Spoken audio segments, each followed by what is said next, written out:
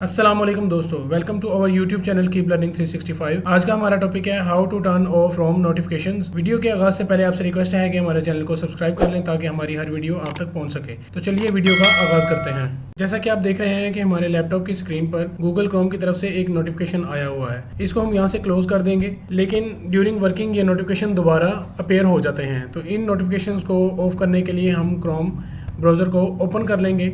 Chrome browser open करने के बाद राइट कॉर्नर में ये 3 डॉटेड बटन जो है इस पर क्लिक करेंगे और सेटिंग में चले जाएंगे। सेटिंग में जाने के बाद प्राइवेसी एंड सिक्योरिटी पे क्लिक करेंगे और देन साइट सेटिंग्स पर क्लिक कर देंगे। यहाँ पर आप नीचे स्क्रॉल डाउन करेंगे तो परमिशन के एरिया में नोटिफिकेशन के नाम से एक टैब मौजूद होगी। इस पर क्लिक करेंगे तो एक न्यू मेन्यू ओपन हो जाएगा।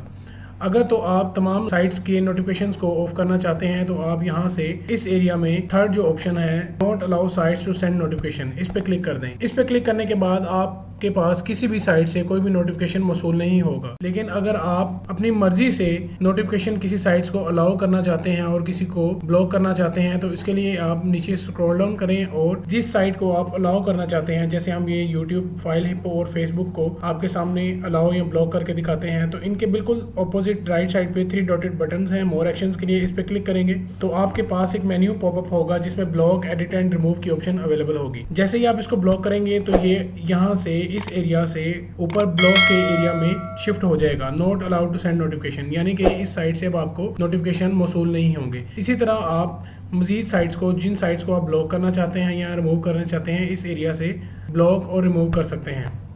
उम्मीद है आपको हमारी आज की वीडियो पसंद आई होगी। अगर हमारी वीडियो पसंद आई तो हमारे चैनल को सब्सक्राइब करें, वीडियो को शेयर करें और कमेंट बॉक्स में अपनी राय का इजहार ज़रूर कीजिएगा। Thank you.